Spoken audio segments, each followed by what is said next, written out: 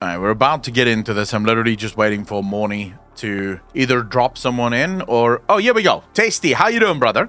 Good, how are you? Not bad at all. I know we were talking last week about raiding and making roles fun for tanks and healers. Yeah. What if instead of all these hard-ass gimmicks that everybody's concentrating on the perfect timing, having to have the add-ons, they just go back to, we'll send it out in raids. Alright, healers, you concentrate on this target, but don't overheal, otherwise you won't have anything for the second one. Okay, we need an off tank so we can switch back and forth for the debuffs, but we should also have a third tank for getting the ads that are going to come in at certain times. Well, basically slow it down to simpler fights in the head, but more interesting role-based instead of gimmicks. Well, okay, so World of Warcraft is sort of in a very massive catch-22 when it comes to anything like this. Thanks to the complexity of add-ons like DBM and Bigwigs, this is not possible. If you make a fight too simplistic, and we see this with Classic and TBC, with how far add-ons have come now, with add-ons basically, and I don't think people even think through just how disgusting some of these add-ons actually is. DBM, for example, if you're a tank, DBM will tell you when to use your cooldowns. Like, it will tell you that big damage is incoming, use a defensive. Or it will tell you as a DPS, movement is coming, use a movement ability, or whatever the case might be. So DBM, it has gone well and truly above just providing information. It is also now analyzing the information and telling you what is the best possible thing to do in whatever situation. Now, with add-ons being that advanced, having a simplistic fight design like what you've described there, where healers have a job, but it sort of goes between managing your mana, but also, sort of taking care of certain duties, and you have your tanks, like your off tank and your third tank picking up adds, so everyone has a bit of a job, but the job isn't overbearing. The add-on would literally make that a brain-dead fight. You would literally not need to think even, because the add-ons will have a field day with those types of fights. So fights, and it's not just add-ons, it's also skill, right? As people have gotten more skilled at playing video games, fights like that sadly no longer work. People want a certain level of challenge when it comes to content. Now, there's I guess there is a world in which you could do that. But just to sort of, it's not part of your question, but it is sort of a correction that I wanted to make based on last week's discussion about tanks and healers and why they're so underplayed in video games, but specifically World of Warcraft. There is also just a pure numbers issue with tanks and healers, right? You only need 2 tanks in a raid, and you only really need 3 to 4 healers. So that, by design, means that fewer people are going to play it because, well, your chances of getting into a raid group is slimmer when you're playing one of those two roles. I'm not quite sure how you think those more role-specific duties is actually going to alleviate the problems of tank and healer, though. Okay. We know a lot of these players like to play for the lore. And part of the lore is what you do in the game, what your identity is in the game. Yeah. So the add-ons, if we can't roll them back, or if they demand they need them, they want them. Yeah. Put that up in Mythic. Okay. Normal, you wipe out. I mean, you ban, as in a bot ban, any add-ons. Well, so first and foremost, you can't do that. Because, so the functionality of add-ons working would work whether it's normal, heroic, or mythic, because the functionality does not actually care about the difficulty. It's just impossible. Unless, of course, what you mean is they ban it, so if they catch someone using it in normal and heroic, they would ban that player. But that is going to be, like, how are you policing this, right? That would be the equivalent of passing a law like making weed illegal, a war on drugs, because somehow you're going to be able to stop drugs. It's a useless law because the law can actually not really ever work. It just creates more work for the police that, they're not going to solve the problem. Just because you've declared war on drugs doesn't actually mean that drugs are going away. Your police officers just have a lot more work now, and it's a never-ending job. It's never going to be over. So that's effectively what you're running into. The problem is, so for example, let's say DBM. DBM has the ability to track, thanks to the API, the debuffs and the buffs that you have. Now, if you wanted to ban, like a blanket ban on add-ons and normal, you would have to disable the functionality of the API to provide information about buffs and debuffs. You do that, it disables it across the board. Whether it's normal, heroic, or mythic, doesn't matter. It is just literally disabled. Like, the API cannot give that information. Now, I wouldn't mind, but of course, as you said, we accept that we can't wipe out add-ons. So that's not really a solution. Well, we have war mode, correct? Where you go to your major cities and you toggle it on and off, correct? Yeah. So all we would have to do, like when you log into a new expansion and all the mods haven't been updated yet, they can be disabled, correct? Well, you can disable them, sure, but Blizzard really also has background programs that check for bots and everything. So what if when you go to log in and you choose your difficulty, and it comes up with the UI interface that says turn off, here's an option to turn off all add-ons to enter on this difficulty. I mean, okay, so the issue you're going to run in there, we had this discussion yesterday or the day before on Twitch actually during the Lovecraft episode. We had this discussion about what could that be. And the issue that you run in with there, the second you try and check for things like that, you start running into different countries' privacy laws. So if you're going to run a program in the backend to check if someone is running a mod, some of those mods and add-ons run on kernels within the program files. Some privacy laws prohibit you're not allowed to look into someone's kernel files. So now you have a problem. You have a program that is trying to very invasively check if someone is running add-ons because you're trying to preserve the integrity of your content. But at the same time, countries are now going, excuse us, the fuck? You're not allowed to look in those folders. What are you doing? And it doesn't matter there that you say, well, we're actually only looking in the folders of our video game because lawmakers are fucking stupid old people that don't know anything about technology. So whenever they ban something, they just do a blanket ban. They're like, no, you're not allowed to look in someone's kernel folders. Fuck off. Like, it doesn't matter that it's actually our kernel folders that we've made there to be able to fucking see what's going on. Fuck you. You're not allowed to use those, right? You're not allowed to check on those. So it becomes sort of like, yes, gaming companies can absolutely ban every single bot and add-on right out of the gate. Why do you think there are still bots in World of Warcraft? Because a lot of those bots will run in sort of the root files and the kernel files of your PC.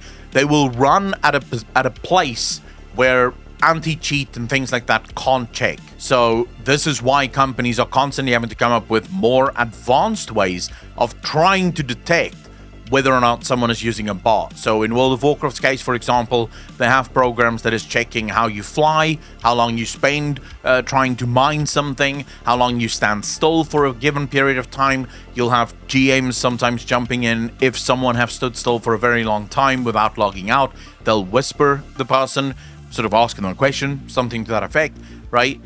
Because that's what they have to do. There are programs that will absolutely catch every single bot and add-on that can be made on this planet Earth. Those programs would be illegal. at least according to many countries' privacy laws. Of course, if everyone lived in South Africa, that wouldn't matter. My country don't really have many privacy laws because, as far as they're concerned, why do you need them?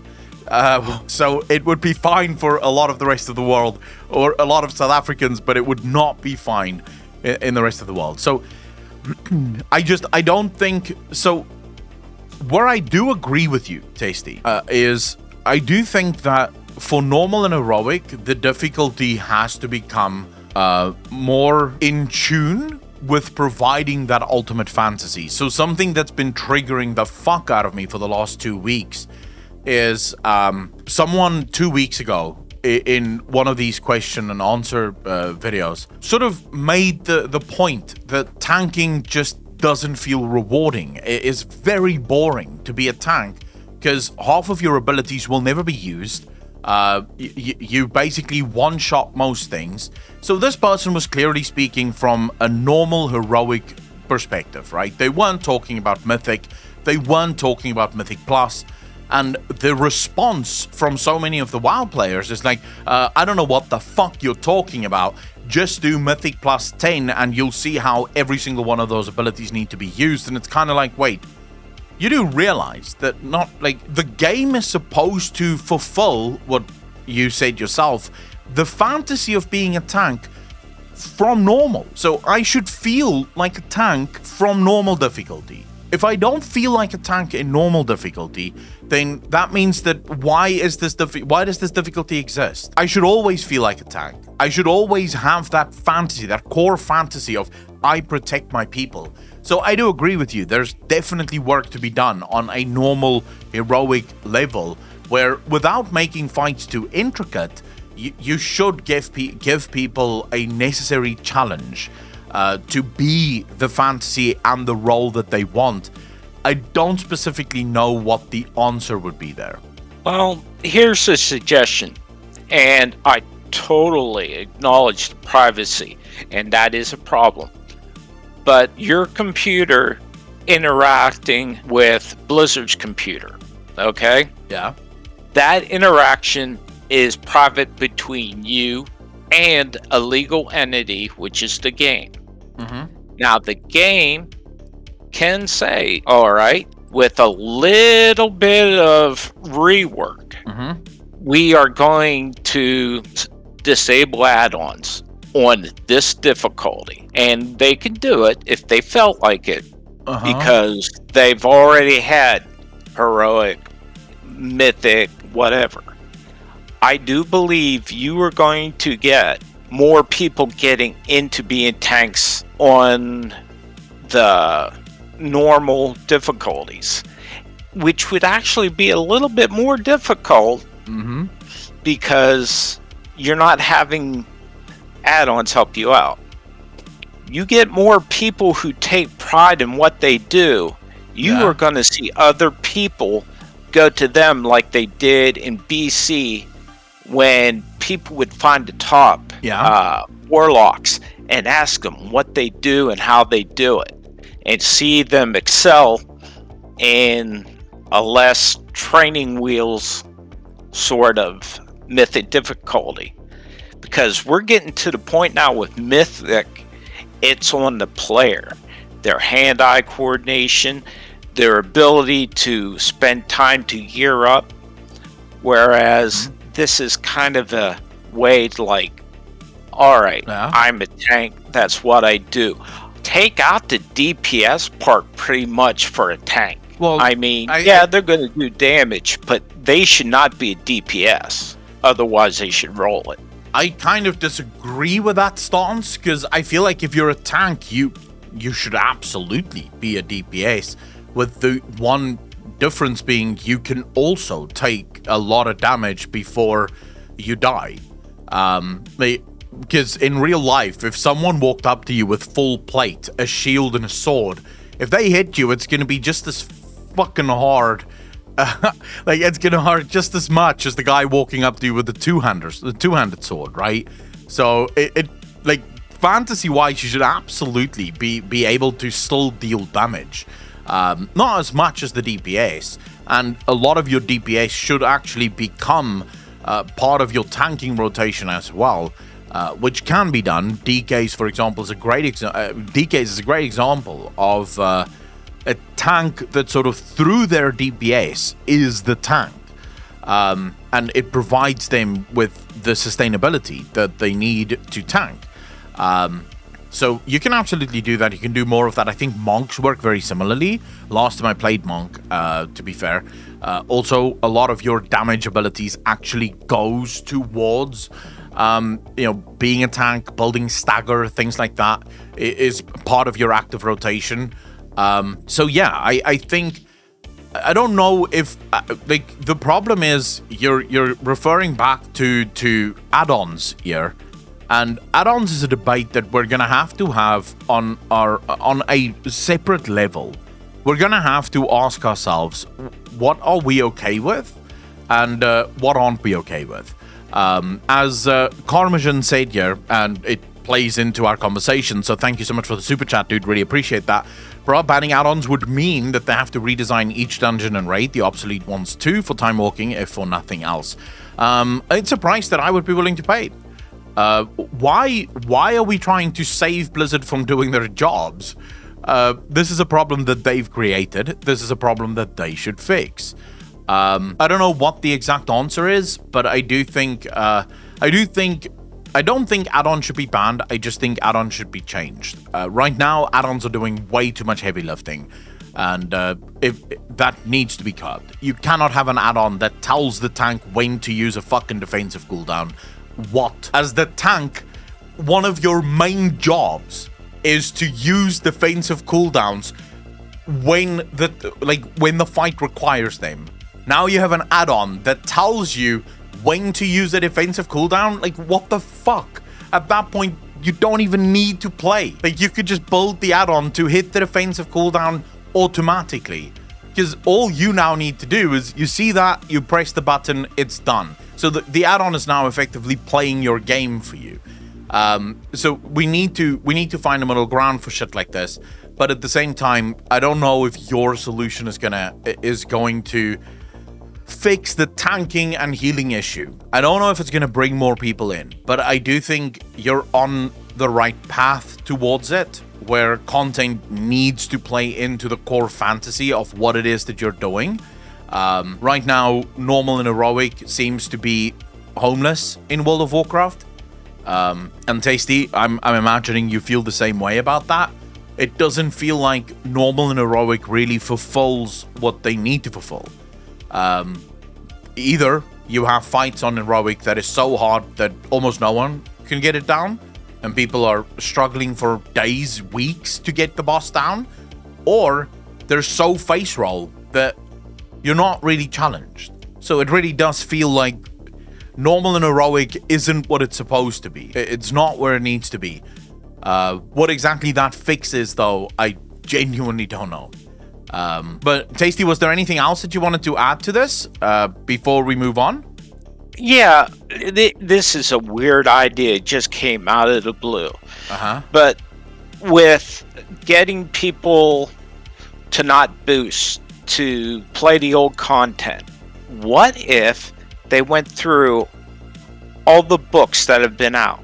Yeah. And they give you an option for an audio track that while you're questing, you can listen to the book about the expansions you're in. I mean, we spoke about this yesterday during the Lovecraft episode, where we sort of said, what if every single book that you buy in World of Warcraft came with a code that allows you to add a pet, Pepe. We actually used Pepe as the example here, where Pepe is your new pet for this expansion, thanks to the fact that you bought the book.